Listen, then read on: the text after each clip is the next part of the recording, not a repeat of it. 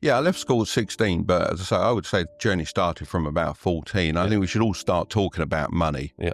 From about that sort of age group. And as I say, there's barriers up against that, but you've got to break through those and, either watch good content or talk to your parents and find out what went wrong in their lives, because generally something's gone wrong in their lives. Yeah. And if you repeat the same process they went through, you're going to get the same. Yeah. And if you want to break that, you've got to do something a little bit different. But it was a different time back then for you. I mean, there was no YouTube. Yeah, totally different time. Yeah, no Amazon. Yeah. No internet. Yeah. You had to, once I started investing at 18, I had to phone up a stockbroker and buy, sell. It's a totally different world. That's why you have to keep rebooting all the time to keep up with the technology and the way things change. So, I always say try as many things as you can. Yeah. When you're young, from 14, get out there. If you can get a Saturday morning job, it doesn't matter what you're doing. You can be making coffees, you can be working at McDonald's, flipping burgers. Eventually, you will find out what you don't like doing. Yeah. All right. So we can discard those, can't we? And you find out what you do like doing and also what you're good at. And also where the money is as well.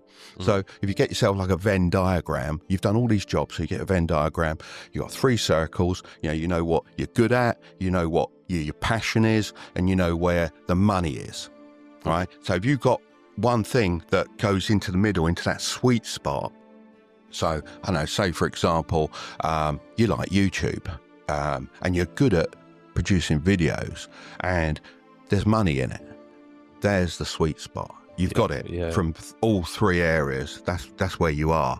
And that's what I did. When I started my first business, I was, good at communicating. So that made me good at sales. So you got your sales covered.